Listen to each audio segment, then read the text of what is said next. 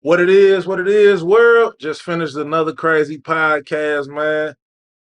My guest to the right, she don't need no introduction, but I'm gonna give you one, man. Real nigga, real mama, West Side resident, Precious J, baby girl. Talk to the people. What's going on, world? It's your girl, comedian Precious J, aka your baby daddy favorite comedian. Look, stay focused and tune in to the Wayne Experience. Okay, I'm been on the podcast today, and we had a great time. So thank y'all for having me. Check out the podcast. Keep supporting my boy Wayne, man, and support Precious J. Precious J 314 is the website. You can buy the hoodies, t-shirt, all that shit, but stay focused. Hey man, I don't need to say nothing else, man. You heard it, man. The Waynemart Experience, man. Make sure you like, share, and subscribe, man. Be out. What it is, world. We back again, man. The Waynemart Experience podcast. I am your host, the one, the only almighty PK Wayne Phillips. And the lady I got to my right, you got to give proper introductions around here, man. Comedic beast. On the set, cuz.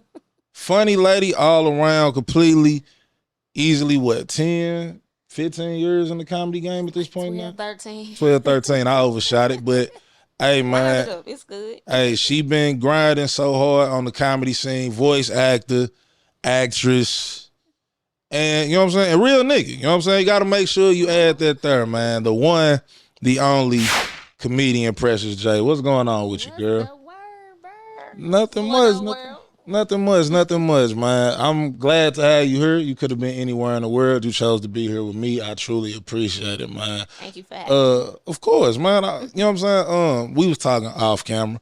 Like when it come to people in their careers, it's crazy how things come full circle. I remember all the comedians and musicians and everybody else I seen when I just started coming around the art scene in St. Louis.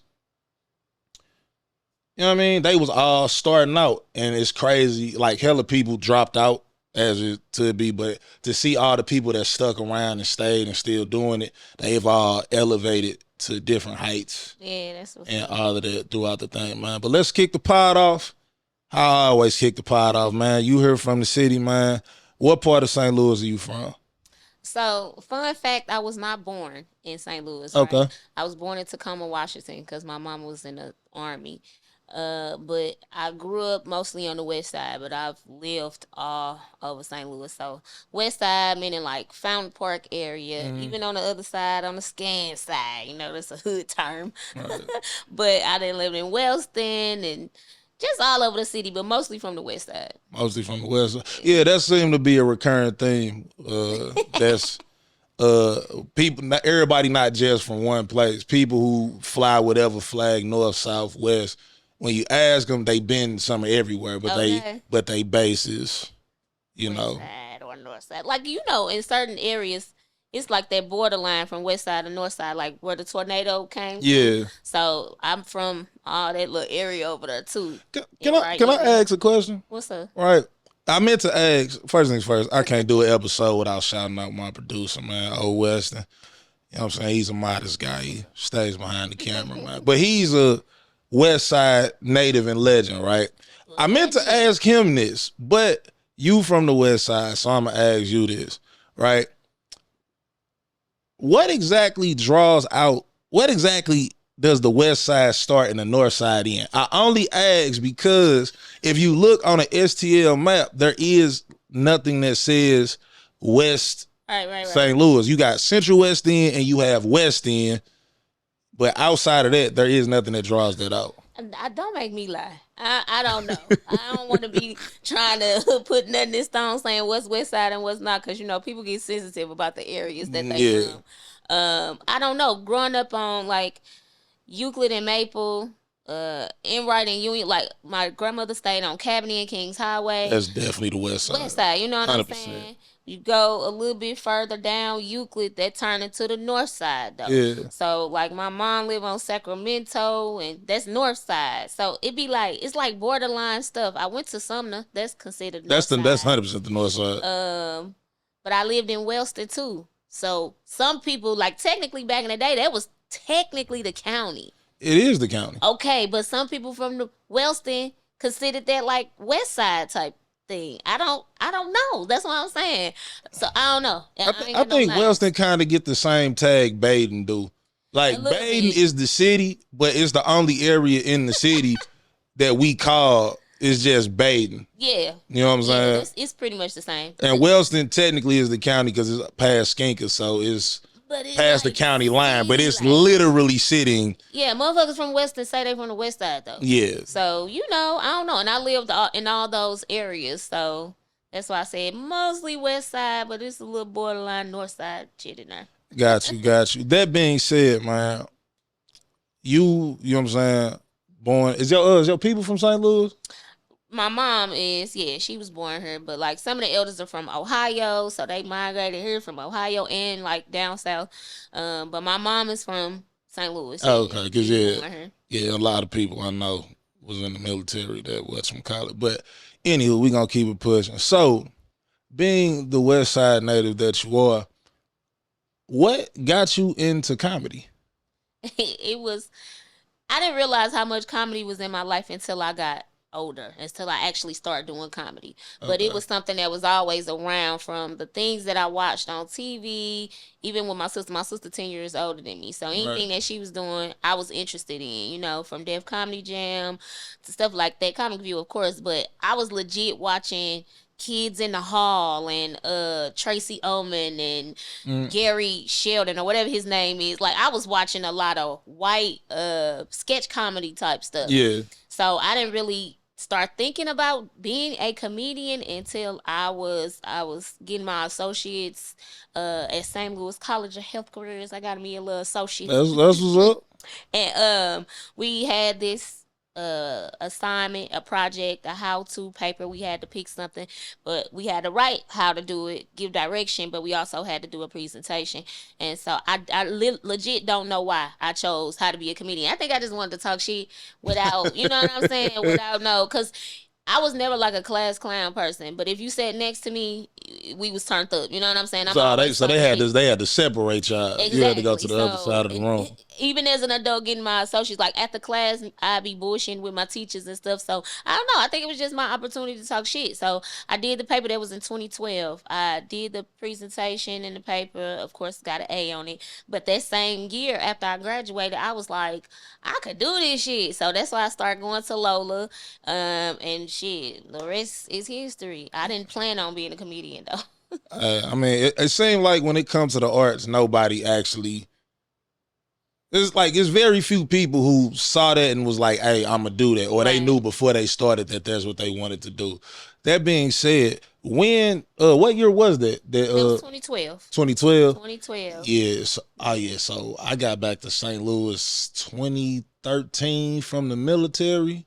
Mm-hmm. That was what? Yeah, that was May. It was the end of because I was gonna say I started at the end of 2012. I think I graduated in like October. Yeah. From school, and then like maybe a month or two later, I started going to Lola. And doing comedy. So yeah, it was at the end of 2012. And that was what Javon. That was Javon Bibbs. Javon Princeton. Willie C. I actually. You know how the universe works. Stuff start coming on you. That's when Instagram start becoming a thing. Yeah. And I saw him, I added him, and I asked him how he got into comedy. He was like, you should come down to Lola and do an open mic. I went the first time with him. I was just kind of peeping the scene, seeing how it was gonna go. And then after that, I started going by myself and got up there. Okay, yeah. First things first. Salute to Javon, salute to Will C, and salute to Princeton, man. I would love to have all of you gentlemen here on the show, man. Yeah. That being said, so that was 2012. You say you've been doing comedy for 12, 13 years now. When do you feel like you found your stride doing comedy? My stride? I don't even know. Cause legit to myself, when I think about being on stage and performing, like I've never been booed. There's been some like silent, like there's been some times where I have not done as well as I've done on another time. Yeah. I've never been like booed. I've never had like complete crickets. So in my mind, to me, I always feel like shit. But over the years, of course, you get stronger. You start understanding time and transition from one joke to the next. You know how to read the room and know how to tell what kind of jokes. You know what I'm saying? Yeah. So I mean, it just come with time. But I can't really pinpoint a time where I felt like, yeah, you got it, cause I'm always nervous. So each time I want to be better than I was the last time. I know that sound like cliche, but it's the truth legit, though. Like for real, how I feel. So I always felt like I had it in me. One thing I do remember when I first started, I just had so much material. And when you first start, you got like 3 to 5 minutes. And so I was like, God damn, you gotta cut that shit down. So yeah, I don't know. I can't pinpoint the time. I just grown over the years. Hopefully, every time I perform again, I'm better than I was the last time. Hey, I done told the story on here about my very short-lived comedy career, and I salute everybody who do comedy because it's a repetition sport, and it's like, not for real. Yeah, I done had them bad nights, boy. And got up there. It's carpet bomb that motherfucker. Like, nah, It could be rough, and having to get back in front of that same room again, because it's usually a lot of the same people that come to the open mics and all of that. And you got to be back in front of the same people. Like, nah, it's been some times where I felt like Marvin Davis used to have an open mic downtown. Salute to Lil Marv, man. Yeah, he had an open mic downtown called Hard Times. And man, you will have a hard time. Like if you weren't funny, like you had to come with that shit. And one time I came, I was funny, but the crowd, you know, when you in a small bar setting, they ready to jam and drink. Yeah. And they don't give a fuck about no jokes. So they was making me work hard. And I was like, y'all got me fucked up. I'm coming back. I came back and I killed that motherfucker. So those type of situations make me want to, like, y'all got me fucked up. I'm funny. Was they receptive to that though? When I told them they had me fucked up. Yeah. A couple of them was, but a couple of them just looking at me like, girl, whatever. But then when I came back and killed that shit, they was like, okay, you funny. Yeah, bitch, I was funny last week. You weren't paying attention. But it's all good. It's all good. Yeah, I asked that, man, because Jason Jenkins, man, my partner, right? Yeah, shout out to Jason. Salute to my nigga Jason, man. I remember... What happened? Because you got me. So I'm trying to think. I want to say this probably was somewhere between 2015 and 17. I don't have the years down exactly. What? But we him, Reggie, Stefan, and Vince caught themselves going on the Gateway to the Funny tour. I'm turning up thinking about this shit. Oh my God. They caught themselves going, you know what I'm saying? It was Jason's idea, and you know, that was the group. You know what I'm saying? I was the cameraman, right? And Muggs was supposed to just be hitting cities. Right. Kind of like what a lot of people doing now. You know, hitting cities doing comedy, you know what I'm saying? Wherever they can just get stage time at and hope that, you know, entertain the crowd there and hope that they can get booked and get bigger venues, right? That shit crazy to do. Right? Yeah, so Pete, we was in Gary, Indiana, right? Man, we was at a VFW, right?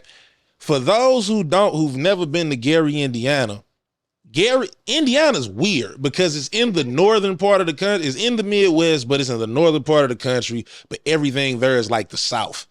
And it's even crazy because I think Gary is where the Klan started, if I'm not mistaken. Anywho, beside the point, we get there, man, it ain't nothing but like big ass, like donk cars. Motherfuckers on 26s and all box Chevys everywhere, right? And Gary, Indiana is a small ass town. I want to say probably the equivalent like Cape Girardeau or something, right? Okay. So this VFW is they club. Oh, this is they club. This they kicking spot, and this is where Muzz was supposed to be doing the comedy show at. Man, when I say everybody there got up, they wasn't trying to hear none of that shit. They was just like, look, man, hey man, wrap this comedy shit up, man. We trying to party, nigga. We thought y'all was gonna just tell a couple jokes and get up out of here. We ain't know you niggas having a whole show. Everybody got up there and bombed. And it's not even like because they wasn't funny. It's just Muggs wasn't trying to listen to that shit. Yeah. It's hard performing in those type of settings because you have to, it's a fight. Like, Yeah, you know what it I'm was a saying? lady having a dance break in that motherfucker. Like, you can tell this is her crowd. Every time she got up there and got the dancing and all that, it looked like something off the Boondocks. That's the best way I can describe it. Like, full on nigga moment the whole time we was there, man. That shit was hilarious. It was never mind, I say that for when I actually interviewed Jason, but yeah, man, it was crazy, man. So you went from going to places like Hard Times to performing in bigger and better venues. Like a couple weeks ago, you was just, granted this is a big time gap I just skipped, but you was just performing in the City Winery and you flexed that motherfucker. Yeah, thank you. I'm gonna be real, considering I ain't seen you on stage in a minute, I was just like, I'm like, oh, I'm so proud, nigga, because she and this, like, I'm talking about everything landed, everything hit, transitions cold, callbacks fire. It's like, so in your comedy journey, where do you feel like you're at in your comedy journey right now? It's rough because my kids are small, right? They're 9 and 6. So I'll be honest, if I didn't have kids or they were older, I'd be outside a lot more. Right. Not just locally, but like out of town, making those trips and stuff like that. So sometimes I feel limited, but also, you know, I appreciate the fact that I know that whatever is for me, and it's gonna be there when it's time for me to get there. I ain't comfortable with the fact of like being absent just to pursue my career, because it ain't their fault that I'm grown and wanting to be a comedian now. So, you know, I it's a journey, man. I feel like I got a little more ways to go, but I am blessed that, like, when somebody think about a funny female comedian, even people out of town, they think of me like that is just some dope ass shit. Like this. Yeah, it's nice to be brought up in conversations for your art. Yeah, when we came in, I was like, I introduced myself to your producer. I'm like, he was like, I know who you are. I'm like, okay. Now, sometimes when people say that, I'm like, if you heard some bad shit, nah. That wasn't me. Or they'd be like, ain't you a comedian? And I'd be like, I don't know, was she funny? And they was like, yeah, okay, bitch, that's me. But if she wasn't funny, I don't know who you talking about. So, you know, it's just nice to have recognition. People from the city always talk about the hate and how negative people can be towards you, but I'm sure it's somewhere somebody hating on me, but I get so much love that I can't even see the hate. You know what I'm saying? Right. It be behind my back, like way far back. So I'm appreciative of that. Most definitely. Sidebar, my producer, it ain't shit in this city that nigga don't know. From hole in the wall boys to who got, you know what I'm saying? He probably knows somebody who's selling bootleg DVDs right now. Just because they can't. Information useless, but he knows he knows a guy who knows a guy, man. That's okay. That's a motherfucker that help you do some shit you never thought you had to do. Man, you look, know somebody. Man, who you telling, man? So you were saying you have young kids, so you can't pursue it. I mean, you're pursuing it well enough because you do hit the road, you do, you know what I'm saying, shows in the city, et cetera, but you not able to attack it the way you would like to, right? Kids, completely understandable. This is why I'm glad I actually, you know what I'm saying, I have comedic female talent on the show, because something I've been wanting to talk about with any entertainers is, what is dating like as a creative? You see how my face changed? Immediately. Because I would keep it skunky with you. I'm just doing a pod. Now I'm not gonna undersell my shit. One, because it's my shit. Right. Two, this is a lot more work than people give it credit for. You know what I'm saying? I just got into a situation before I got up here about, oh my God, when I'm gonna get my time, whatever. It's like, shorty. Shorty. I got it. Listen. I like you. I do. I like you a lot. But I'm a busy man. I got things to do, man. So, and that's just me doing a podcast, you know what I'm saying, that I shoot once a week on average. As a comedian, you're somebody who's more than likely gonna be doing shows, depending on where you at and what time of the year it is, possibly 2, 3, even 4 times in a week. It has happened like that before. So what What is that like as a entertainer? It sucks. And it ain't even just, so it's a mixture of everything. It's me being busy, especially on the weekends. Typically, shows are on the weekends, right? I do have shows that be on a Wednesday or Thursday or Monday, depending on what type of event it is. Yeah. But for the most part, a lot of shows, I say like 80% of the shows be on a weekend. Right. Right? So between me trying to, like, I got to get a babysitter, I got to make sure they straight, and then I got to show whatever I do, if I'm trying to hang out with a motherfucker, it got to all be in that same motherfucking day. Like, I be trying to do everything in that same day, because when I leave you, 9 times out of 10, I got to go pick my kids up. If I get an overnight situation, we can kick it, but I don't invite people to my house.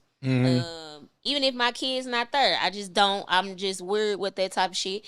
But you definitely can't come if my kid's there. Like, we gotta be about to get married in love type shit. Like, I don't even introduce my kids to a motherfucker that I'm dating if I feel like it ain't a level of, seriousness. Right. So it just sucks though. And then sometimes it be weird because I don't know if people have. Sometimes it feel like it's more of an infatuation thing that they have with me versus them actually wanting to get to know me. It's weird. You can elaborate on that? Hell yeah. Just like men have groupies, women do too. Facts. I might not be the cutest motherfucker to everybody, but once I get on stage and I kill, they elevate. It's just like a motherfucker who ugly as a motherfucker, but he could dress and he do, like, it take you up a notch. And so sometimes I be weirded out and I don't know what their real intentions are, because I've had a motherfucker actually say to me, you Precious J. I'm like, nigga, I've been knowing this nigga since I was 16. Right. But he said that to me because we hadn't talked in a long time. Right. He said it to me like he had to be a certain way, because I'm like, it's just me though. So it be weird trying to date. I would rather actually date somebody who ain't even a part of the entertainment world at all, because I've learned my lesson. I'm gonna be actually, you segued into that's gonna segue into two things I wanted to ask, right? That's crazy. Let's touch that first one, right? You're an entertainer. You say you rather it be somebody. Me personally, I feel like it should be somebody.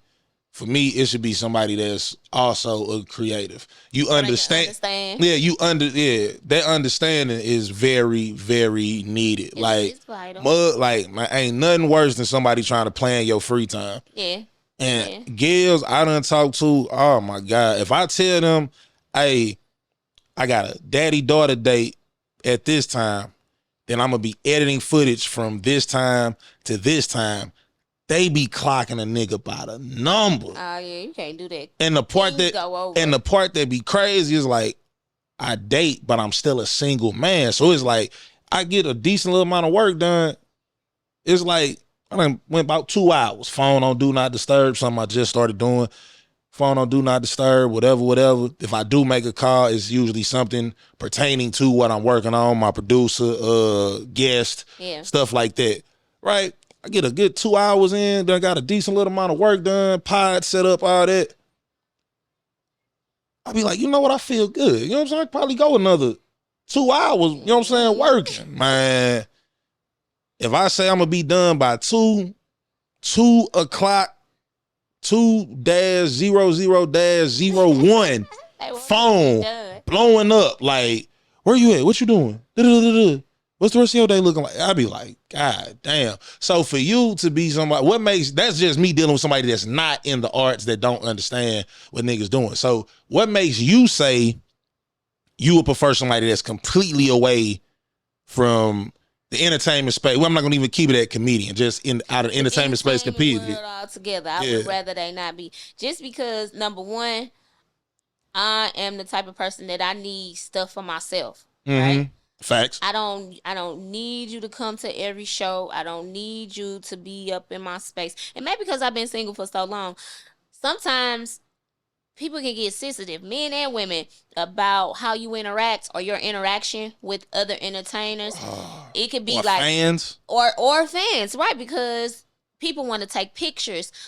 I don't hug everybody, or some people get certain type of hugs. Like if I see you, I see you out. We hug you. I've been knowing you for a long time. Yeah. You know, but if it's somebody I'm just cool with, they getting that side, you know, church hug. Now, of course, I'm not finna come do all of this and put my whole front on a motherfucker. But sometimes people are sensitive about your interaction Facts. with other people, whether it's entertainers or fans, right? So I don't want to have to deal with that before or after the show. Definitely not before, because I'm trying to concentrate Lock on in. performing. Yeah. And then after, to a certain level, people have to understand you gotta interact a little bit, because these are people that might potentially come to see come you back and pay and you, or pay. they have, yeah. They gonna buy merchandise, book all you, of that. all of these things. So that's one thing. But two, like I said, like I want something for me. I don't want.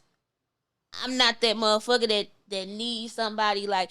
Contact me, call me, text me, check in with me, FaceTime me, but you ain't gotta be right here with me all the time. I don't Facts. like that. I need get off me. Nice to know it ain't just me. Find Ooh. something to do. I want them to have their own hobby or their own thing that they like. So maybe sometimes I can come do your shit with you, and then sometimes you can come do my shit with me. But it ain't gotta be all the time. I ain't that type of motherfucker. I need some space. Hey, don't feel bad about it, cause I swear to God, the last couple joints I talked to, like, that I'm talking about, they don't have no hobbies, and I used to think, you know what I'm saying, talking to girls who got kids, it's like, all right, we spend our time together, whatever. You with me? I'm gonna make, you know what I'm saying, I'm not gonna waste your kid-free evening, the night you ain't gotta work, none of that. I'm gonna make this time as enjoyable as possible for you to want to come back and, you know what I'm saying, come shop with me again. You know what I'm saying? That being said, it's like the last couple joints I done start talking to, I swear to God, they enjoy spending time with me. They get to the point they start putting off regular shit they was doing to be with me. And I be like, fam, that's not, I'm flattered. I truly am. I'm so glad, because it's by design that you like me this much. I want you to like me, but it's like, fam, the space, something to do. Yeah, the space in which I was dealing with you is the space I need you to stay, because I like my day don't stop at 5 o'clock. I got work. I get off work. I'm on daddy mode. While I'm in daddy mode, I gotta still do whatever work I gotta do for this pod or whatever else I got going on. Then when I got my free time, it's like, I've been doing all of this. I ain't really got to sit down. My free time, I'm cool just doing nothing. Yeah. Hey, let me get in the crib, something to snack on, something to eat. Relax. For real. Hair mugs. Hey, what we doing today? Yeah, you know what's crazy? Somebody who got something to do. Yeah, man. I'm gonna be real. Saying all that, man, I need a drink, man. Which takes me to my next segment, man. You know what I'm saying? As y'all know, man, something I'm doing here on the Waynemart Experience, man. I'm mixing my podcast with another hobby of mine that I'm a fan of and just trying to try out, and that's tequila tasting, man. So, taste the tequila. The tequila of the day for this podcast is El Mayor Tequila, man. This here is an anejo. I'm finna pop the bottle. I'm gonna take a shot of it right here. Cool, whatever. You gonna rate it too? Yeah, I'm gonna rate it right here. My guest is welcome to try it. If she don't, it's fine. It's really just for me. But you know what I'm saying? That being said, actually somebody, one of my people, I told them I was doing this on the show and they suggested this. So you're gonna hear from me if this is not good. Trash. You know what I'm saying? So, but we can keep the conversation going while I'm doing this. But where was we when I said that? Oh yeah, relationships in space. So let's keep it on the relationship topic as entertainer. Because, and I just want to know this, right? Do you want to rock with somebody how you want to rock with them? Is that exactly a bad thing? What you mean? Like, you mess with them when you feel comfortable to want to mess with them. I mean, I think people do that anyway. I'm in relationships. Sometimes you sacrifice not really wanting to be bothered with people, but because you're in a committed relationship, you feel like you gotta be. So, I don't know. It's all about timing. You know what I mean? Because I have things going on, a motherfucker can't just randomly be like, "Hey, I'm finna come get you."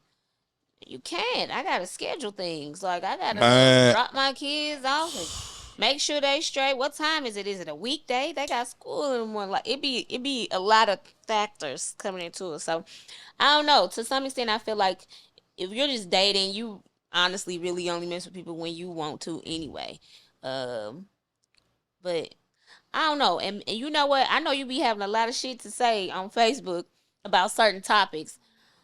What's going on with the value of men nowadays? Like, because I know a lot of things are being said right now about how women don't really understand if a man really like her or not. Like, he don't like you if he don't do this. You pay attention. If he don't do this, he don't like you. You even see men, you know what I'm saying, making they little comments and videos about women not understanding or paying attention to when a man really wants her or really likes her.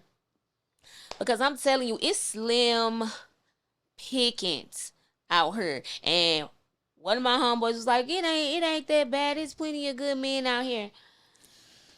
How men portray themselves in a circle of other men is different than how they portray themselves to women. Because honestly, I'm not even in a space where I'm ready to be married or like live in a house with a man. I don't want to do that.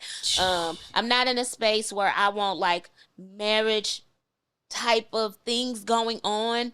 I just want some consistency. I just want somebody to do what they say they're gonna do, and if they can't, then communicate. I don't think people really understand. We always talk about people don't know how to communicate. People don't know how to communicate. Like sometimes it's legit just you saying, "Hey, I know I said I was gonna do this, but I can't. Can we do it another day?" That's communication. yeah. I don't need no elaborate ass story, but I also want you to keep your word though. So if you say we can't do it and we gonna do it a different time, especially if you volunteer yourself, leave me alone. I be minding my business. Motherfuckers be I be living my own life, minding my business. Motherfuckers be coming around, hey, I wanna do this for you, with you, all these things, and then they don't always, I ain't gonna say all the time, but more than I would like.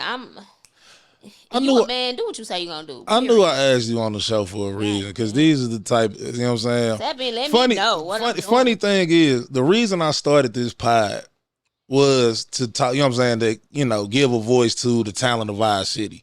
That's the biggest reason. But also, because people be paying attention, you the first person that I've had on here who actually mentioned what I be talking about.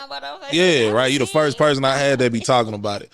So to answer that particular question, first things first, in the words of my producer, man, content is king, man. Motherfuckers will sell you anything, just, you know what I'm saying, just so they have content, man. You got cute girls out here talking like they just heartless and ain't got no feelings, and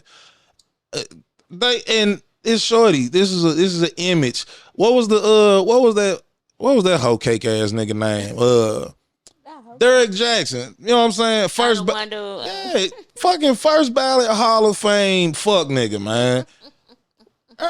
All that shit is content, man. Now, granted, you know what I'm saying, you can tell who shit is. For some people, it's all content across the board. Everybody is putting this out because they want the engagement, you know what I'm saying? But at the same time, certain people you can tell, bro, you just talking because it's free and you know motherfuckers gonna eat this shit up. Yeah. I don't know this nigga name. It's this little short dude with glasses. His gal always be sitting up on the counter in the kitchen, or they on the couch next to her. I think nigga said some shit about, yeah, if you don't make $300,000 a year as a man, you shouldn't even be trying to talk to a woman. Shut your bitch ass up, man. Listen to shit like that. You know what I'm saying? But then you got other people like tonight's conversation, even though I think Ace Metaphor is a complete weirdo and I think he's a weirdo and a straight, you know what I'm saying, fun boy.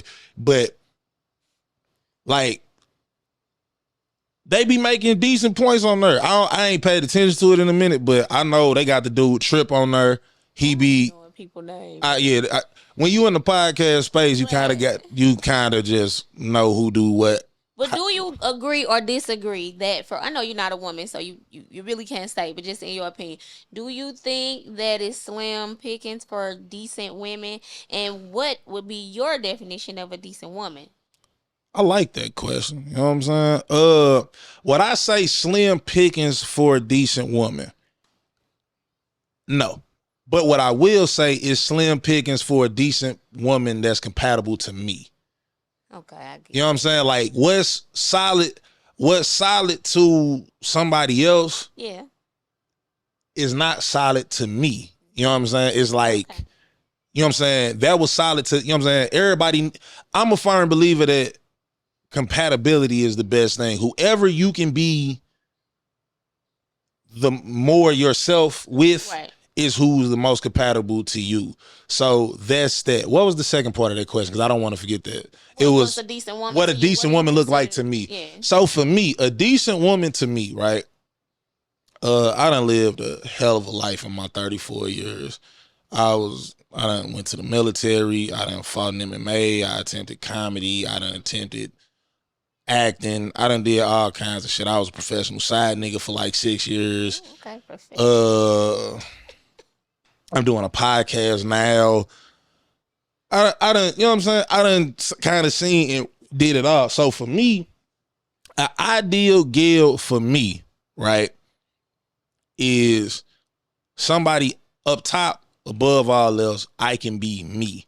Yeah. As you said earlier, people kind of put up with shit and dial themselves down. Not confidence exactly, but just like under normal circumstances, I don't want to do this shit. I don't want to be bothered right now, whatever. But I like you. I rock with you. I fuck with you. Mm-hmm. So I take this one on the chin for your comfort. Right? But the thing is that becomes a pattern that they get used to. And the second you start to break it, that's when motherfuckers bitch, oh my God, you changed up. It's like, shorty, I've been doing, it's like, shit been picking up. So my ideal woman, personally, somebody I could be compatible with, above all else. Secondly, somebody that's willing to communicate. When I say communicate, because everybody throw that out there as they buzzword, I don't need you to just communicate. I also need you to comprehend, and we apply the action of the conversation we had. Because me personally, I'm not waiting no days for shit. I'm a speak now or forever hold your peace type of person. Mm-hmm. I know that's not the most popular thing and shit. And the communication part, because I've dated girls like this where I'm ready to get this over with right now. They like, hey, look, I'm not. Give me some time. I need some time. I need to calm down a little bit, whatever. We'll reconvene later. Say less. I can live with that because at least you expressed it. But I swear to God, a lot of girls I done dated, on my soul, they favorite form of communication is telepathy. And shorty, I'm not Magneto. I'm not Professor Xavier, Jean Grey. I ain't none of these motherfuckers that can put my hand to my head and just. No, this ain't what a woman wants, man. With Mel Gibson, I don't know what you thinking. It's not unfortunate that you're not that, but it's unfortunate that a lot of women want that because they don't want to.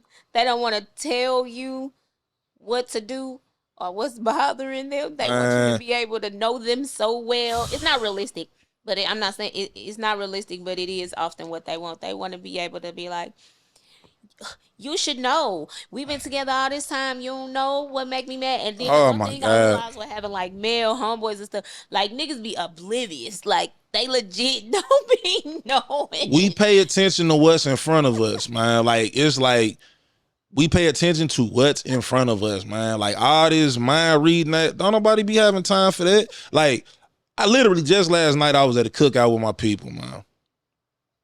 They asked the question. They like, you're not considerate of a woman because everybody, you know, it come to dating topics. And they like, so I'm a mean what you say and say what you mean type of person. So for the sake of conversation, because it's me and you here, say we was dating, right? And you said you got mad about some shit I did. It could be severe, it could be minor, don't matter. And you go off the rails and say some nut shit. I take that as gospel. I'm not finna. That's how you feel for real. Yeah, I take that as gospel because you said it. Yeah. So it's like, nah, mean what you say and say what the fuck you mean. Like, they scenario was, so if you finna go to the store and go get you something to eat, you ask, do they want something? And she say no, you not gonna get her nothing? No. No, I'm not. Yeah, look. No, I'm not, because I asked you, what did you want? But look, it be more of the woman just wants to know or feel like you thought about her.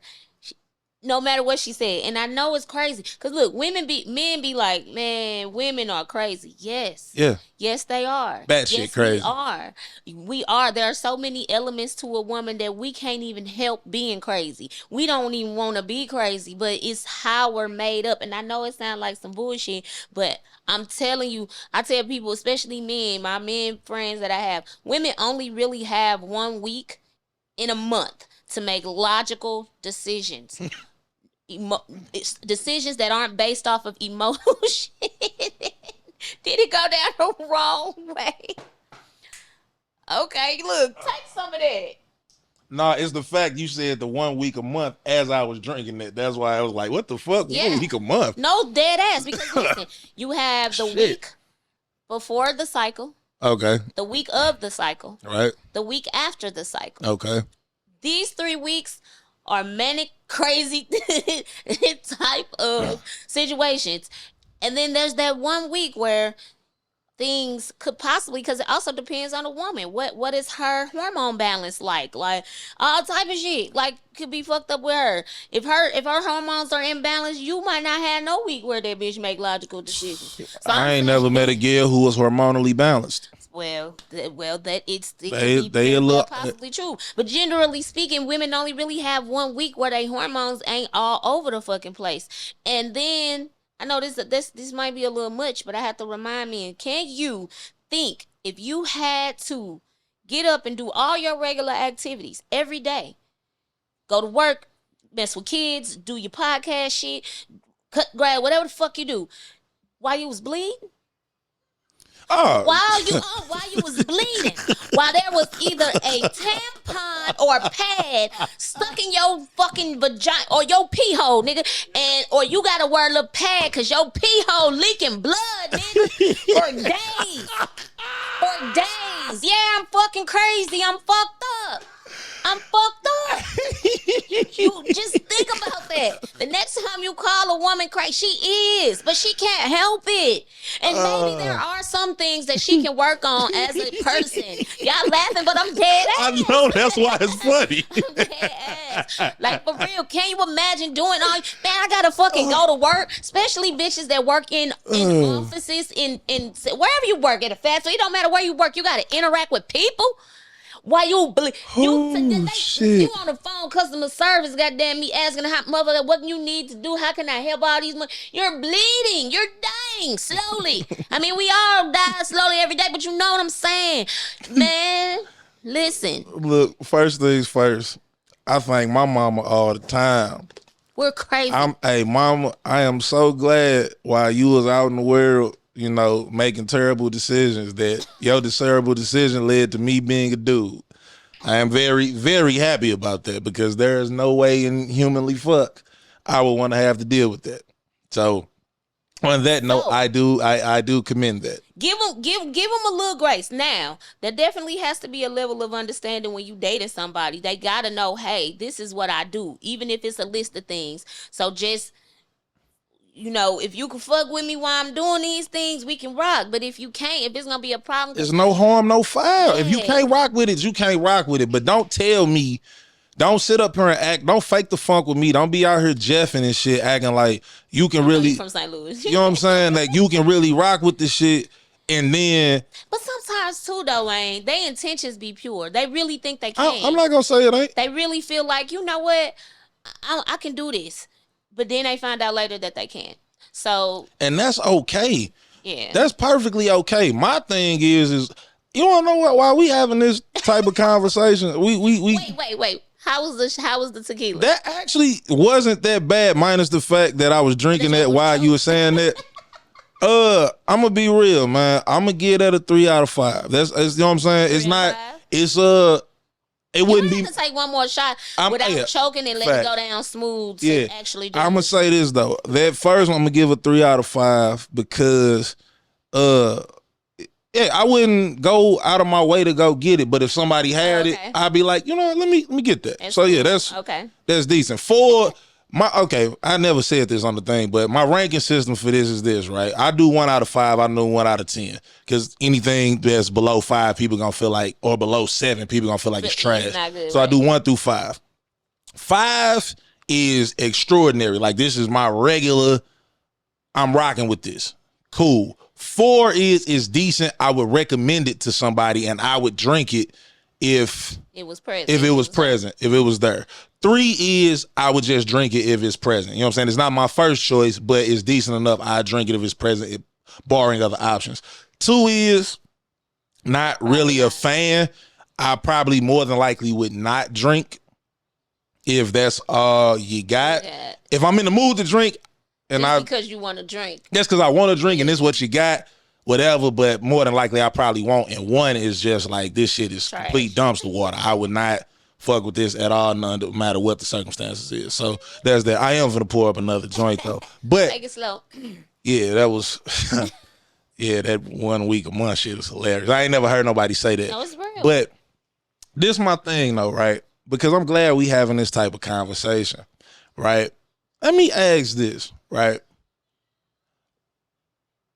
Because I really do want to know who the fuck was the person that told women that, hey, being a fucking burden and a headache and bitching and getting on a motherfucking nerves is gonna make a nigga want to fuck with you more.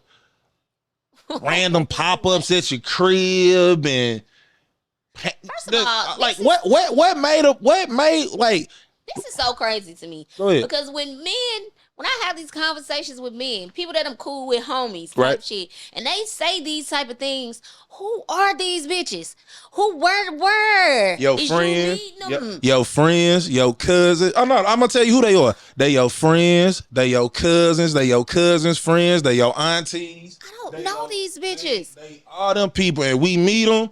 Hey, we meet them. You know what I'm saying? My producer appreciate this. Hey, we meet them at D Square. We meet them at Upper Level. Nigga, we meet them at Rio's. We meet them at Helium. We meet them at the Galleria. We meet them in Miami. We meet them wherever women are is where we meet these motherfuckers at. But you know what's crazy though? You saying these things like you would rather them not be that way.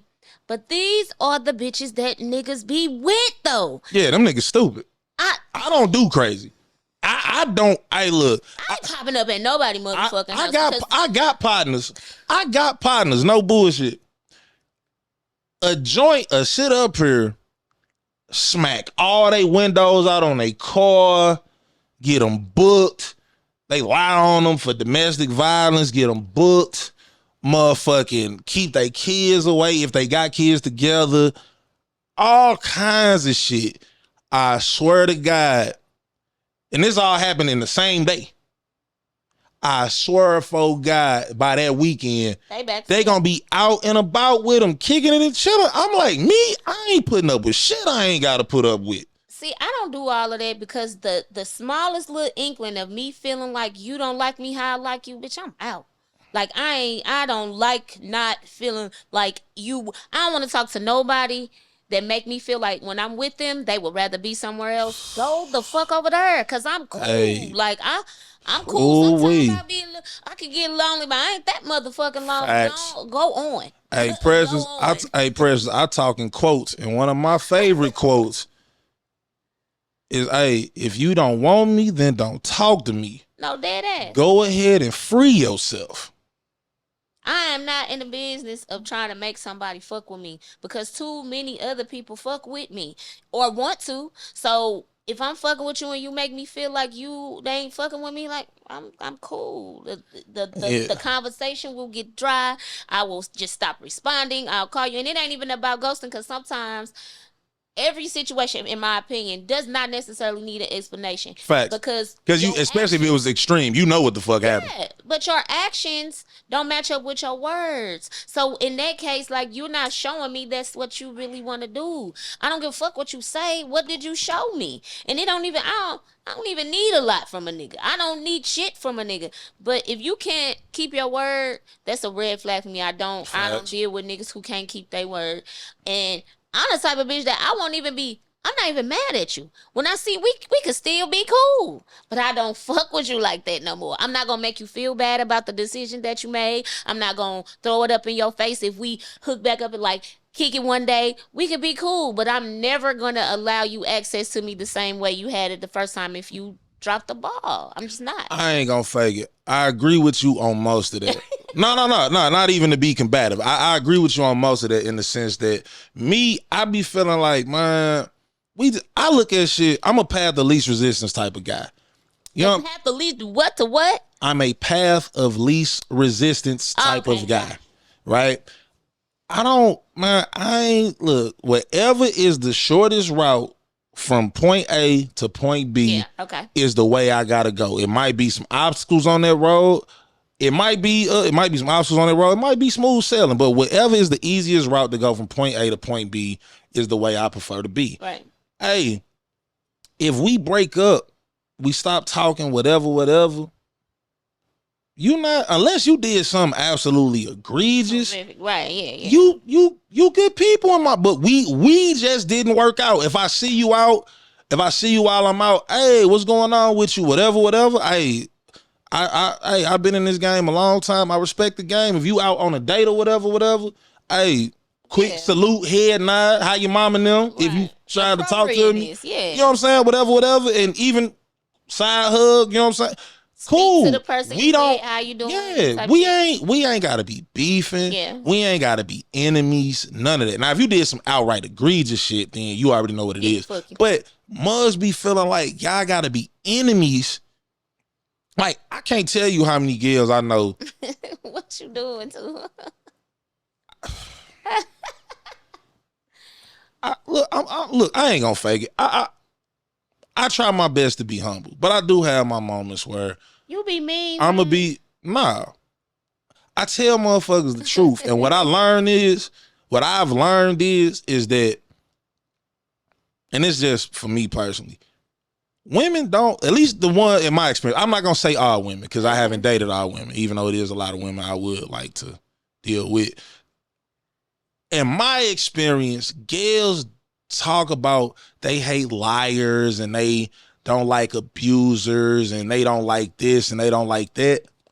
But I swear to God, I don't do none of that. I tell a motherfucker the truth. You might not want to hear it, but you're gonna hear the truth. I'm not going to lie to you. Right. Well.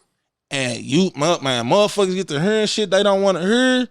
And motherfuckers getting their chest and getting their body, but the nigga that was combing they shit, putting they shit between the engine and the radiator, they with this nigga forever. They backslide with the nigga, all of that shit. Like, sometimes people, and not just women, not just men, but I think sometimes people are just used to toxicity, period. And I know toxic is a cliche word too, but I'm talking about even from their upbringing, the type of household they was living in, the type of relationships they parents were in and what they saw them do or the lack thereof, if they even saw anything. You know what I'm saying? Yeah. That shit roll over into your adulthood. And if you don't recognize it, like, you know, motherfuckers, they used to the lies. And the lies feel better in the moment. I'm a firm believer honesty is the best policy. Of course. Because a lot of people don't tell the truth because they be feeling like they gonna get in trouble. As a grown man, the only motherfucker I can get in trouble with is police. Well, sometimes I think maybe they don't want to, and I'm not justifying lying. You should not lie. Everybody lies about something, but when it comes to, like, be as honest as possible. You know what I'm saying? A lot of times people be scared they're gonna hurt somebody's feelings. I don't know why women lie. I don't know. I don't know. Like, maybe a get back. I don't. That's what they say. Women be first things first. The shit not get back. Let's get that out there first and foremost, right? Like, prime example, right? Because Muzz be talking about they be getting their lick back on cheating. If I cheated on you and you went and got some other meat, What's stopping me from going to just slam something else? I'll give you a prime example, right? Most dudes, you ever see movies where a nigga got a girl and they be cheating and they be out and about, right? And then they girl catch them with the person they cheating with, and then they go chase after they girl, after they got caught cheating. Baby, please, baby, please. It wasn't that. It ain't look. She kissed me. That dumbass shit, right? I'm gonna keep it skunky with you. The type of nigga I am, I've never cheated on no girl I've ever went with ever in my life. But, and that's not even because I'm like this super stand-up guy. I don't have the time, patience, or the energy to be saving girls, and my number is in my phone is Pizza Hut and keeping up. No, I just don't. This is not my stilo. If I want to go knock something else down, I'm just gonna stop talking to you. That being said, if I'm in a relationship, that is. That being said, that same cheating scenario, right? If that was me, if I got caught, I'm just gonna stay with the motherfucker I got caught with. Because if I go chase her, I lost two motherfuckers. Oh shit. I lost two people. So I'ma just stay where the fuck I'm at. Oh Lord, because you know eventually you gonna have to deal with the other person later anyway. You might just finish your little date and kick it for the rest of the night. Hey, who? So what you gonna tell the girl that you with though? Shit, the truth. Who is that? The girl I used to talk to. Used to. But what if y'all She's was gone. Shut the fuck. She's gone. Somebody I used to talk to. Just like what was that? Brown Sugar when he caught his fiance, he caught his wife in that cheating.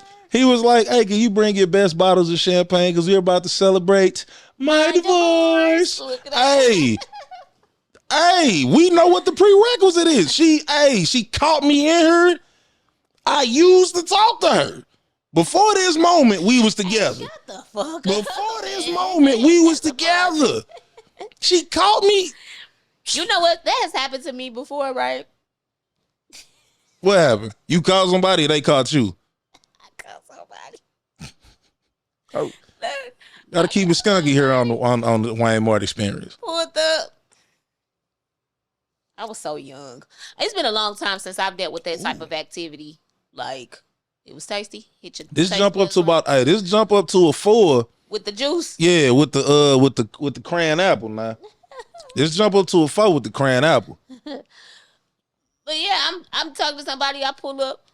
I'm waiting on them to get home from work. And it was this car for their house that I didn't recognize because I'm always picking them up at this time.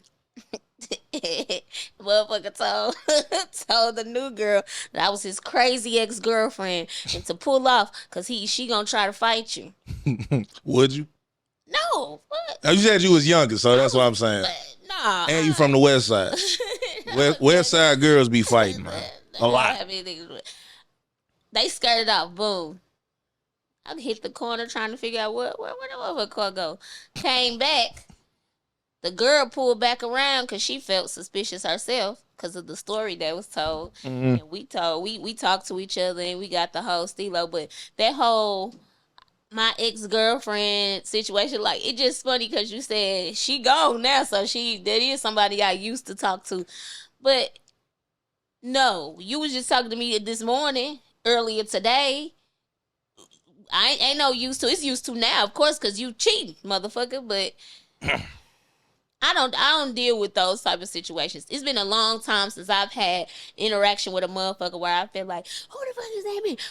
I don't even, cause I feel like if I got to do any of that, I'm out of here. Cause I'm to the point in my life, man. Like I said, I'm a path of least resistance type of guy. Hey, you go through my phone. I hope you find what you looking for, cause this is over the second you get out that motherfucker. I'm not dealing with this. I'm not dealing with this. I just recently got comfortable with FaceTiming because girls are FaceTime. They just want to FaceTime to be nosy in your background. Where you at? Who you with? What you doing?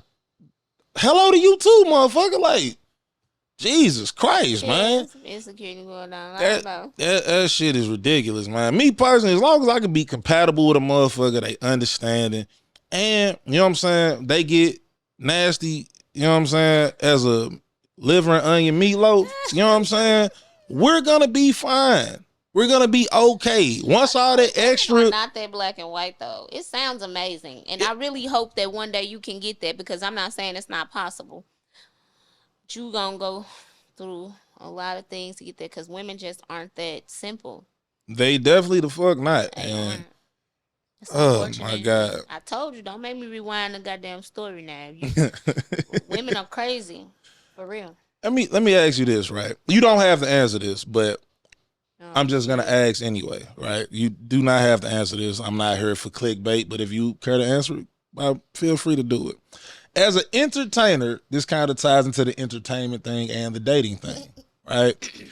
You're an entertainer who dated and had a kid with an entertainer. What was that like? It was just like any other relationship that didn't work out. Okay. I would rather, especially if we're not on good terms, would rather not see you in certain spaces. But I know how to be professional. You know what I'm saying? I'm never in a space causing a scene or, getting into it with a motherfucker if we ain't on good time, none of that. I don't do none of that. I would rather act like a motherfucker don't exist than to get all riled up and fight with you and stuff like that before. So yeah, that's it. That's okay. I'm not gonna say his name based off of that answer. Yeah, nobody. Yeah. But I had him on. I really, honestly, I had him on the show. I don't. Congratulations. I don't have a baby daddy. So what do you have? There's a guy out there with the same child as me, and that's it. I don't know. It's funny you say that. Even though I do have a baby mama, I'm not gonna say I don't, but I do say we just related to the same kid. Yeah, I would. Yeah, that's it. Yeah, that's it.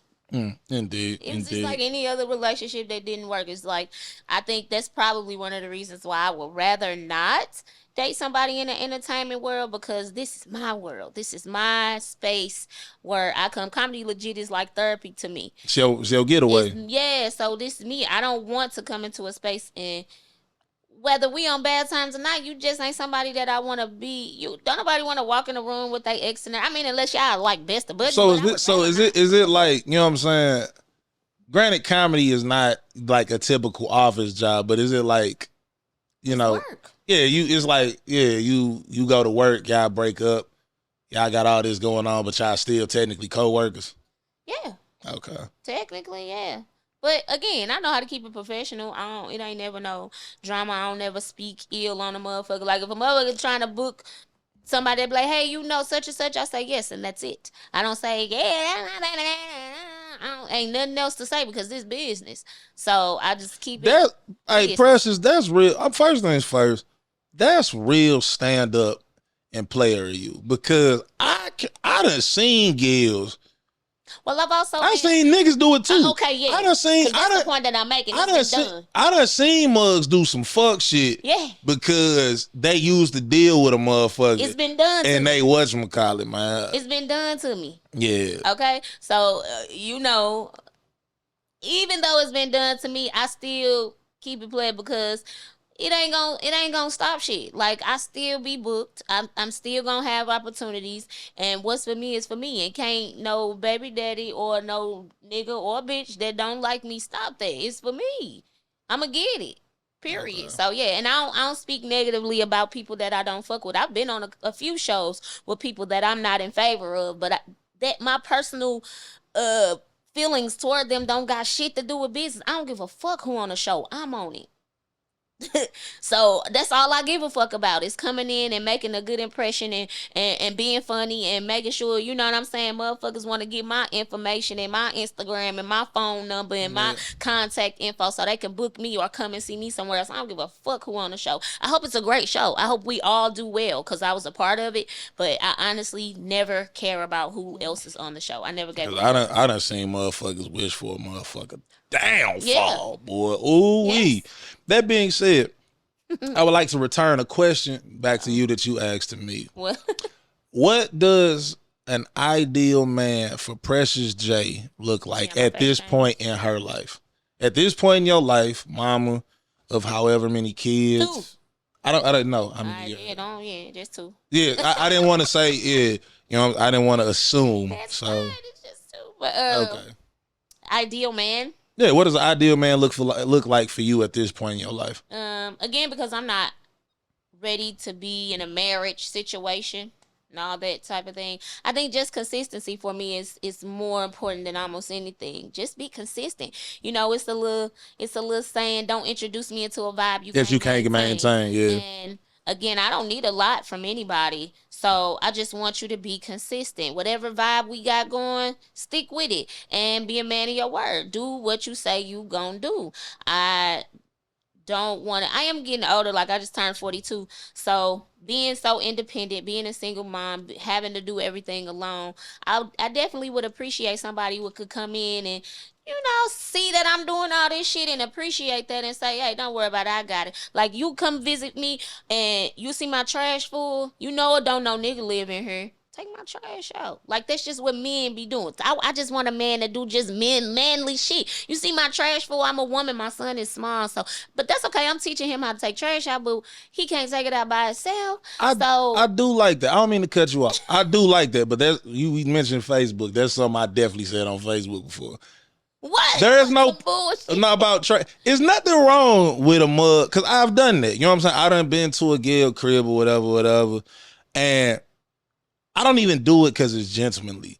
I can't be in no dirty environment. That's how you was raised, right? Just to take the trash actually out? It's not how I was raised. Okay, shit. It's impulse for me. It's like I can't be in a dirty environment. Like if I come in here and the smell a little off in here, but I know it's this trash. But it's not. The house not filthy. It's not dirty.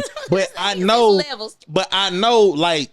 Because I do it when I go to my mama's house. You know what I'm saying? My mama old, she's 60 now, and you know what I'm saying? Mama, I love you. You know what I'm saying? Your mama OG. I go to my bird crib. I just went the other day. I'm like, second I walk in, hey mama, it smell crazy in here. Where the trash can at? Take it out. Smell gone. That's cool. This the thing, right? This the thing, right? It's one thing if like this trash filled up while I was here, right? I talked about this on Facebook where I was like, I was talking to this girl. And she was just like, I'm not taking trash out if I talk to a man, right? I was supposed to go to this girl's house. It was a Tuesday, right? I was just supposed to go over there. She was finna cook, whatever. Something came up. This was before I had kids. So it was, not kids, a kid. But this was before I had my daughter. And I was supposed to go over there. Something came up that I wasn't going to be able to make it. And I told her, right? That was a Tuesday. Friday get here, right? Finna get ready to go back. Now I can make it to the crib. I go to the crib. I get there. Little baby got 5, 6 trash bags. 7, because the trash in the kitchen was actually full. But she had like 5, 6 lined up by the door. Right? Pete. I didn't get there till like 7:30, 8 o'clock that night. So when I got there, I'm like, what's up with that's the first shit I noticed. What's up with all this trash? She was like, I was gonna ask you to take my trash out Tuesday, but you didn't come, so whatever. I'm like, you had this much trash since Tuesday? She was like, no, I only had 1 bag, but it accumulated. And I'm just thinking like, shorty, you just let trash sit in your crib Tuesday, Wednesday, Thursday for 4 days. Okay, she was waiting on me to take it out. Because what if I didn't come? What if I didn't come Friday? Yeah, no, see, she was just trying to like make a point because she already told you she don't take trash out if she's dating a guy. I ain't talking about that type of shit. Because I'm gonna take my trash out. I actually make my son collect the trash in the house and help me take it outside. I stay in an apartment, so there's a dumpster. So I walk with him. He's only 6. But what I'm She ain't saying have to is, go on no alley or nothing. Like, shorty, okay. what is you doing? So no, that she was trying to make a point to you. What I'm saying is just like if you come and visit me, which probably won't be often because I don't really have nobody at my house. But if you come to my house and you see me or you see my trash full, we just there like take the trash out. It's really more of you taking the burden off of me. And those burdens are very small, just small Yeah, I things. try to be accommodating with girls I'm dating. It's small things because my thing is if you see me working hard to be the person that I am, to be the mother that I am, I don't need no money from a nigga. I don't need him to take me nowhere. I don't need him to do. It's nice when those things happen and I appreciate it. But it's not something that I'm leaning on. So because I don't ask for much, it would be nice to have somebody to be thoughtful to me 100%. or for me with those type of things. The trash is just an example. But like if I'm talking on the phone to you and I say, damn, I think I might need to get an oil change or something like that. Not every single time, but if you can, maybe take my car for me. And I'll give you the money. But sometimes as a woman, motherfuckers try to flam you when you go into these places as far as cars go. Yeah, unfortunately, I've seen it firsthand. Yeah. I got my experience. Why the fuck? Hey, my man, why the fuck when she came up here was this oil change $200, my nigga? Yeah, so it's just or it was $50. It's either hella low or it's hella high. This is what if it's saying. Hella low, you trying to fuck. If it's hella high, look, hey, it just be those small things, man. That's all. So again, consistency, keep your word, and just take any little burden off a bitch that you can. It was a girl. Hold on, I gotta tell this story right quick because we've been going for a little minute, man. And I you know what I'm saying, I don't want to keep you on mama duty and all that, and I don't want to keep you from that. But hey, I gotta tell this oil change story. It was 2017. It was a girl I was talking to. We still good. I'm not going to say her name because I don't know if she want me to be saying her name like that. But it was this girl I was talking to, right? And she was driving a Prius. Mm-hmm. And she told me, I had an Envoy at the time, a little navy blue 2004 Envoy, right? And she sat up here and was like, she had to go get an oil change.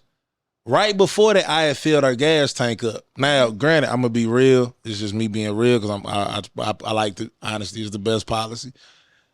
I filled her gas tank up, but that was not being gentlemanly, right? Mm-hmm. She had went out of town for something. I don't remember, but she had left her car with me to watch over it, right? She drives a Prius. I drive an Envoy. Your car has better gas mileage than mine, right? Thing is, Envoys are silent cars. So my dumb ass, I wasn't used to a push start at that time. I sat up here. I got back to the crib. I done went in the house. I done played 2K, Call of Duty, all kinds of shit. This is like 2 in the afternoon. I come back out at like, 9:30 that night. Never turned the car off. Oh, I'm like, oh shit. Right? I'm so happy nobody stole this motherfucking car. You lucky that motherfucker was still there. I'm so happy nobody stole this car.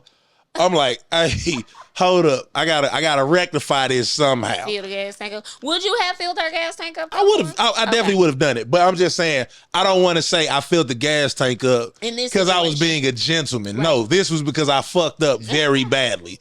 You know what I'm saying? Her car was at risk of getting stolen and all kinds of shit. I'm talking about, when I say bad, I'm talking about the key fob. Like, I'm used to turning a key. You left the key fob in the car? Oh my God. Car was outside on for hours. I get outside.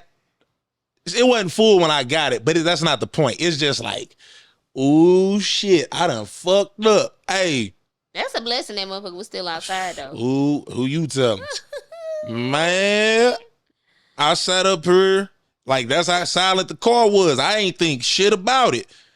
Sat up here. I'm like, ooh, shit. I wanted to go get something to eat and came outside. I'm patting myself down for the keys. I'm like, where the fuck is the keys at? Maybe I left them in the car. I go outside. Keys in the car, right? But the car's silent. I'm like, all right, cool. keys right here. I go to start the car, and the car turned off. Because you pushed it. Yeah, I'm like, oh, the car been on the whole time. You lucky. Straight to the gas station. Straight to the gas station. Feel that. You did that. Can you imagine like women deal with men who don't fill that gas tank up? Yeah, man. Yeah. Oh my God. But yeah, that's what happens when I fill that shit up. But the point I'm making is yeah, I fucked up bad on that one. I'm not gonna say her name, but I'm sorry. Do she still got the Prius? Nah, she don't. She's upgraded in life. She driving Benzes now. She can't stay out of people, getting in St. Louis. She can't stay away from potholes and people getting in car accidents with motherfuckers. Not on her fault, other people's fault. But she upgraded. When she hear this, she'll know who I'm talking about. You know what I'm saying? Well, why the upgrade, sis? She doing her thing out. That's what's up. You know what I'm saying? But I forgot where I was going with that stuff. But point being made is like, I try to do thoughtful. That's where I was going. I try to do thoughtful shit. You know what I'm saying? And my life, personally, my whole life has been ruled by women. Mm-hmm. I never knew my pops. The only male figures I had was my brothers. My brother Greg went to jail when I was 12. That nigga was my hero, but he was gone. My brother Turns, I love these niggas. I don't want niggas to feel no type of way about what I'm saying. My brother Turns, I love that nigga, but he was in the streets at the time. He was moving and grooving, you know what I'm saying? He was like, that saying that, don't be a menace. You're like, give me $1 and I'll leave you alone. Mm-hmm. That's how my brother was. He was like, oh, nigga, here go $1. Here go $5, nigga. I'm gone. I'm finna go bust these hooks right quick. Shit like that. So, you know what I'm saying? Everything about me I picked up from myself. So, a lot of shit about me when it come to dealing with women, it was just hearing women in the beauty salon. I ain't gonna say beauty salon, because they was getting their hair done in the kitchen, which might as well should have been the beauty salon. Same thing. Her and girls getting their hair done about what they dealing with they niggas and all this other shit. So I'm like, I bet. But what I learned is motherfuckers try to take advantage of that shit very badly, man. And it's crazy, like this trash situation. Ain't no reason you should have had 7 bags of trash. Yeah, that's what I'm saying. She was trying to prove a point because she already was like, I don't take trash out of. I'm not the nigga to give a test to. Yeah. I'm gonna fail that motherfucker on purpose. And then I'm not gonna I don't want my house stinking just to prove a point to a nigga. The fuck, I'll have a new bag of trash for him when he get there. Fuck all that. I ain't leaving no 7. You know what's crazy? That's actually respectable. I'd rather you have 1 bag of trash waiting on me on Friday than letting 7 pile up waiting on me on Friday. That's fucking insane, man. We ain't doing that. And that shit's weird, man. But like I said, we've been going for a minute, man. How long we been going? Because this watch is just for show. It don't take. This was started at 12. We didn't start till like 12. Oh yeah, 20, 30ish. So it's been going for a little minute, man. So I'm gonna get you out of here on this, man. I know you on mama duties. You know what I'm saying? First things first, let me tell you something. I'm glad I put that in your intro of real nigga. Because you been a real nigga since we been up here. You know what I'm saying? Straight up. That being said, I'm going to get you out of here on this, man. We're going to bring it back to the career. I'm going to get you out of here. I got 3 final joints. Okay. This, that, and the third, right? That is something I like to talk about all the time with my partners. In your comedy career, where do you see yourself in 5 years? I'm going to ask all of them at one time. You can answer them in the order you choose to do so. Where do you see yourself in 5 years in your comedy career? Your top 5 local comedians. Oh, God. And your top 5 comedians all time, local or not. Oh my God. You can answer them in any order. That's the point. What the fuck? Precious, baby girl. That's the point. Crazy. That's the point. Okay. 5 years, right? Where do I see my comedy career, right? My kids will be a little bit older, so I plan to be a little bit more outside. But I tell you this, my overall goal is not to be like a Kevin Hart or Eddie Murphy. I'd rather be more behind the scenes. So I want to get into writing. For like sitcoms, movies, beautiful things like thing. I definitely am about to tap into this voiceover work, so I plan to be making money from voiceover work in 5 years. I have some other like endeavors like that I want to do outside of comedy. So I hope that I'll be living off the money from that, and then I could be more free when it comes to comedy. Because if you know, this comedy don't pay shit until you get to a certain level. Facts. So you can't live off of it solely. But okay. Definitely gotta have you a job, 40 hours a week minimum. Hustle, all type of shit. So you gotta sell dope, do her, and babysit out the same house while you in the arts. Straight up. So all those things. In 5 years, I definitely will be doing voiceover, acting, and I'll be able to travel a little bit more comfortably because my kids will be older. Right. I plan on putting them to work actually when it comes to like comedy shows. They gonna be selling merch and all type of shit like that. I like that. I want them involved because I want them to have some work ethic. So that's that. Top 5 local comedians. This is ridiculous. Local. We talking STL and the surrounding areas. I can't. This is so extremely hard. In no specific order. Mm-hmm. Okay. Javon Bibbs. Tough.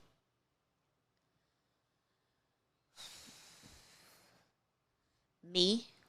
Fair enough. This is hard. Black or white, it don't matter. It don't matter. It's funny. Now they have to be still actively living here. Yes. No, they just got to be from here. Okay. They just have to be from St. Louis. They don't have to actually be living here. Okay. So you got Javon Bibbs, you got yourself. So you got 3 more. This is fucking ridiculous. It's this super funny ass white boy, Alex. Is his name Alex Hayes or something? I can't remember. I think I might be making shit up. I can't remember Alex's last name. Funny as hell. Okay. I have to add Alex. That's 3.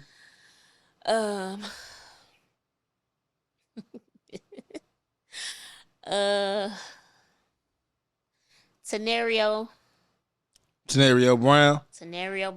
Not Darius Bradford, because that's what he used to try to call himself. His first name. Yeah, I'm so glad he threw that shit out the window. He do look like motherfucking Darius Bradford, but that's his actual daddy. That's his father. I never knew that. That's his father. I just know when he came to the Laugh Lounge and he introduced himself as not Darius Bradford, I was like, that's funny, but I'm like, bruh, you need an actual name for yourself. But you learn something new every day. Salute to Tenario and salute to Darius Bradford. That's my homie. We went on our own little tour a couple years ago. Right. So that's 4.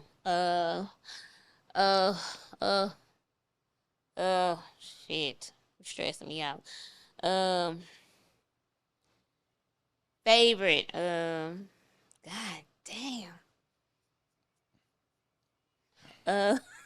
Take your time. It's your list. This is hard. This is hard.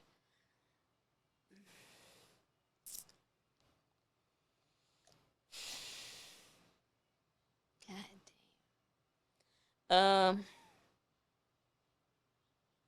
I don't know. Let me come back to somebody local. Let me do the 5. Okay, so you got 4 on that list. All right.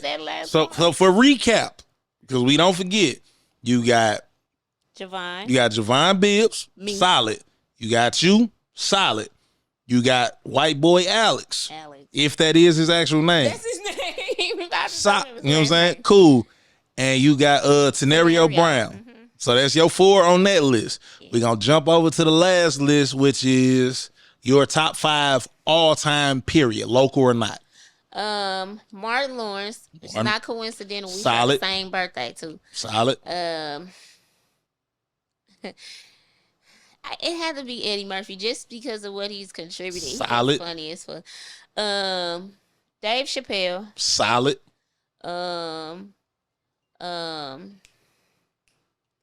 Deion Cole. Solid. Ridiculous. Deion Cole, funny and then a motherfucker. Very much. And he got a lot of roots in comedy tied to St. Louis. Solid. Very much so. That's 4? That's 4. Damn.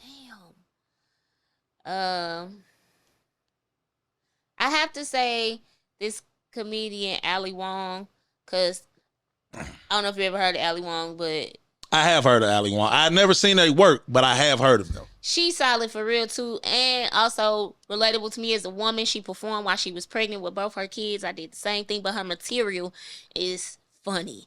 And I don't even watch. Off of your recommendation, I'm gonna go check her out because I have heard of her before. Everybody's stand up, and other comics will tell you this too. I don't watch everybody, but for sure, Deion Cole, Dave Chappelle, and Ali Wong, I can watch them for sure. So that's my 5: Martin, Deion Cole, Ali Wong, Dave Chappelle, and Eddie Murphy. Okay, that's a solid 5. But you still got to fill in that number 5 spot. Local comedians. That's so hard. I don't know. There's so many that I like and appreciate when I see them on stage. I'm gonna keep it real. You're not disrespecting nobody by leaving them off the list. A lot of people feel like they being disrespected, but this is your personal favorite. Like, hey, these are mugs who are from the same place I'm from, who I am a legitimate fan of. You just gotta fill in one more spot.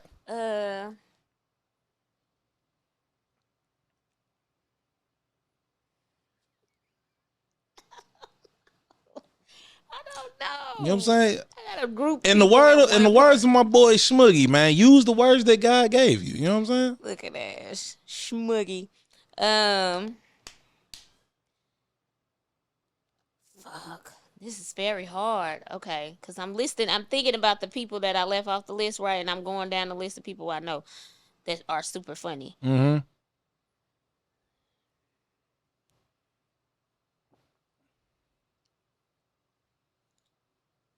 God damn it. I don't know. I'm gonna go with Prince Jig. Prince Jig. If I'm not mistaken, I think Jig from the West Side, if I'm not mistaken. Nah, Jig from somewhere else, but he be all over the place. But nah, Jig and Slim kind of got a similar style. Yeah. I know Slim is a West Side nigga, 100%. But him and Jig tight like that. But them niggas definitely got a similar ass style. Yeah, I fuck with Prince Jig. That's a funny ass dude. And we started doing comedy literally at the same time. So locally is Javon, yourself, Jig, Alex, and what's the what did I say? We doing. Fuck. I'm gonna be real. I'm drinking, so I kind of lost my memory a little bit. Javon, you did. Yep. Jig. Yep. Alex. Yep. And who else did I say? Fuck. That's crazy because I said 4. You did say 4, and I hate that. I usually am good about memory, but I'm also drinking, so that's my fault. Run the tape back. Yeah, we gonna run the tape back for that, but you don't gotta say it. We know you've given us 5. I said it. We know you've given us 5, man. But I actually, that was my 5. Whatever I said. Who's the last person? I can't remember, but I fuck with people who like actually work on their craft, like, and don't just be like putting a comedian in front of their name and then just never get out, never elevate, like never get better. You know what I'm saying? Yeah. And it's not that they not getting better on purpose, but they don't actively, like, motherfuckers see me at a open mic and be like, "What you doing here? You don't need to be at an open mic." I gotta work on my craft. I got new shit to do. I have to work out, so. I appreciate everybody that work hard and try to be better than they was the last time. So it's always love. You ask anybody, I do good business. I have good relationships with people because I be trying to stay out the way, and I respect people who work on their craft. Hold that thought. In short, book Precious J. On my mama, cuz. Precious J Dorsey on everything. Facebook, Instagram, TikTok. I gotta get better with TikTok. You heard what she said? Precious J Dorsey. Your baby daddy favorite comedian. Not my baby daddy favorite, but somebody baby daddy favorite. Hold up. I'm gonna be real, right? I'm gonna just say this. You said what you said about him, but I'm gonna just say this solely for this. I'm not gonna say his name because this is your interview. But when I had him on, he did drop you as... I'm gonna send you the clip when we get out of here. But he did drop you as one of his favorite comedians. bless his heart. He definitely dropped you as one of his favorite comedians. That is so sweet. So that's that. But hey, Precious girl, hey, I am so glad you came to do this pod with me. Thank you for having me. I want y'all to know something. Hold up. What is your kids' names? Jordan and Courtney. Hold that thought. Hey, Jordan. Oh my God. Courtney. They are not prepared to be on. That's why I'm doing it. Oh my God. Hey, Jordan, Courtney. Her daughter asked if she could talk on the pod. And we all about family here at the Waynemart Experience. Come on in, y'all. Come on in, y'all. You know what I'm saying? I need y'all to understand. I need y'all to come on in. They in there, they stretching, they yawning, they got morning breath at 3:00 in the afternoon. Look, hey, scoot on over closer to y'all mama, man.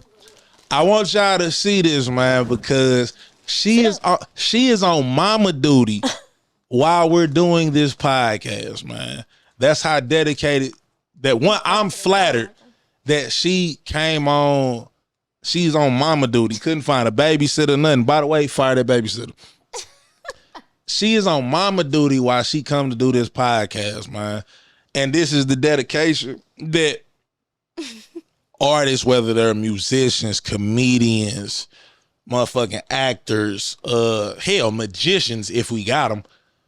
Hey, this is the people that won't come to your shit if you don't let them bring their kids. Swear to God, man. Like, hey, Muggs is on the grind and on the hunt and on the hustle, man. So I'm gonna ask. I've never done this on my pod in my life. Do y'all have anything to say to the people for the podcast? You got the mic right here. What you got to say? What do you got to say about your mom and her comedy career? What you think about my comedy? What I do? I think it is good, and I think that she's doing great, and I think that she's having so much fun taking care of us and having so much fun with us spending time together, helping us, and I'm happy for all the people that we support her and for things that she does, and I'm proud that when she has things that we have to tell her. As somebody that have a daughter, that was the most beautiful thing I have ever seen. Hey, I'm tearing up. I ain't gonna lie. The onion's getting cut in there. I ain't gonna fake it. Young Sauce, what you got to say about your mom and her comedy career, man? She's good every day because I can give her badges. You give me badges. And I eat bread. Do y'all think mommy is funny? Yes. Because people think I'm telling jokes all day long, but I think they think I'm funny when I curse. I have to get It's something about cursing that's funny. I ain't gonna lie, it is what it is. Bread is nasty. But hey, thank y'all. I appreciate it. Precious, can you take the mic right quick? Thank you guys. He worried about his iPad. It is kids, man. It is what it is. Thank you. I ain't gonna lie, man. I teared up a little bit. As a man with a daughter, I would love to hear my daughter love to hear about my podcast. I ain't gonna fake it. She's full. That's the first time I heard her say that she happy that people support me and I do a good job. Well, she tell me I do a good job, but like with comedy and stuff like that, I ain't never, asked them what they thought about it. Right. So most definitely, man. But hey, Precious, look, as somebody who has been around, ironically, kind of technically, since the start of your career, I'm as just St. Louis to St. Louis. I'm proud of you. I'm so glad you stuck with it. I am so glad that you've worked on your craft to where people talk about you in other rooms and you can go into Texas and New York and wherever to get booked. I am legitimately proud and happy for you because the whole point, reason of this podcast was to give a light to STL talent, whether they're known or behind the scenes or not. And it's okay, man. Kids gonna be kids, man. It is what it is. Thank you. You know what I'm saying? You know what I'm saying? I'm proud of you. I'm proud of you to see you from the lowest days all the way to now, flexing in the city winery with 300 people in this mug. You know what I'm saying? I'm hoping that one of these days I can see. People give Tubi a bad rap. I can see a special on Tubi. Nah, that's good Netflix. As long as it ain't behind no paywall, because a lot of niggas be flexing behind paywalls.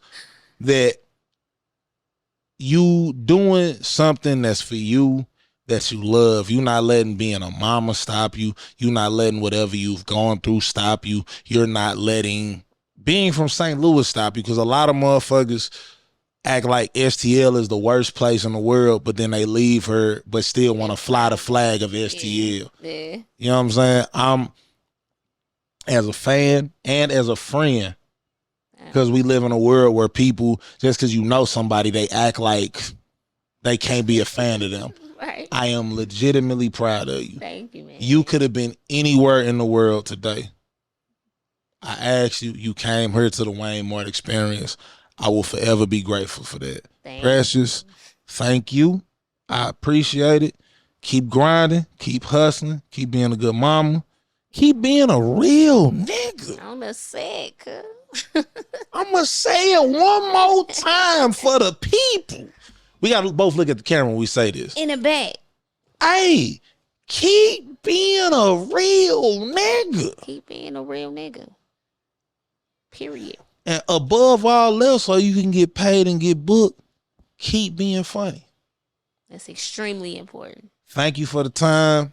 Thank you for having me. Thank you for the questions. I'm proud of you too, man. I appreciate it too, straight up, because I know where you started and you tried your hand in comedy, but you always been on the scene. You always been in the space, whether you was behind the camera or what you doing now. Like,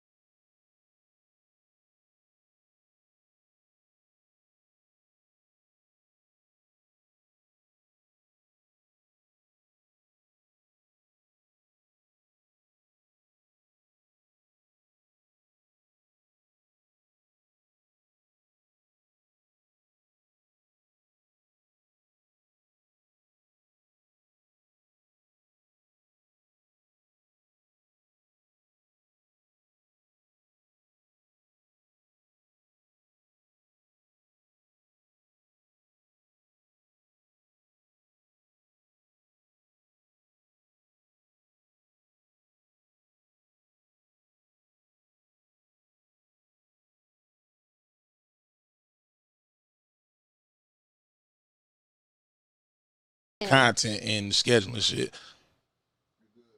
Technical difficulties, but we back. Don't worry about that. Anywho, as I was saying, man, I close out the shows with praise and gratitude to my guests, because they could have been anywhere in the world, man. They rock with Wayne so much that they chose to come here and talk to me. Indeed. Hey, Precious, man, like I said, keep grinding, stay funny, be a mama to these kids. Man, fuck them kids. No, I'm just playing.